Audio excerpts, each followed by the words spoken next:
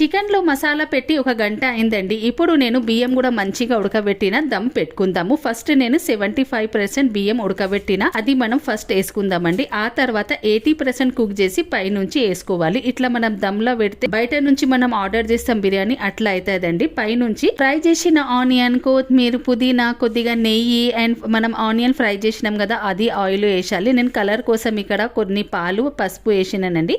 అది కూడా వేసి మనం ఇప్పుడు ఒక 15 నిమిషాలు మీడియం మంటపై దమ్ పెట్టుకుందామండి. మన బిర్యానీ రెడీ. ఇప్పుడు మనము షిర్కుర్మా రెడీ చేసుకుందామండి. ఫస్ట్ నేను డ్రై ఫ్రూట్ తీసుకున్నా, దానిని కొద్దిగా బాయిల్ చేసుకున్నానండి. చిన్న చిన్న కట్ చేసి పక్కన పెట్టుకున్నాను. ఇప్పుడు నేను బాల్ తీసుకున్న, అందులో నెయ్యి వేసిన మనము కట్ చేసిన డ్రై ఫ్రూట్స్ మంచిగా గోల్డెన్ కలర్ వచ్చే వరకు ఫ్రై చేసుకోవాలి. ఆ తర్వాత సేమియాలు వేసి కూడా మంచిగా గోల్డెన్ కలర్ వచ్చే వరకు ఫ్రై చేయాలండి. నేను ఆల్రెడీ పాలు మంచిగా బాయిల్ చేసి పక్కన పెట్టుకున్నానండి. చూడండి మన సేమియాలు కలర్ ఎంత బాగా వచ్చింది. అందులో కొద్దిగా ఇప్పుడు నేను వాటర్ వేస్తున్నానండి. వాటర్ వేసి షుగర్ వేసి మంచిగా 2 నిమిషాలు ఇట్లా మనం కుక్ చేయాలి. ఆ తర్వాత మనం బాయిల్ చేసిన పాలు వేసి మంచిగా మిక్స్ చేయాలండి. 2-3 నిమిషాలు ఇట్లా కుక్ చేసి పక్కన పెట్టుకోవాలి. మన షిర్కుర్మా బిర్యానీ రెడీ అండి. బిర్యానీతో రైతా కూడా చేశానండి. అల్హమ్దులిల్లా మేమందరం మంచిగా తిన్నామండి. మళ్ళీ కలుద్దాం న్యూ వీడియోతో. Okay friends, bye bye.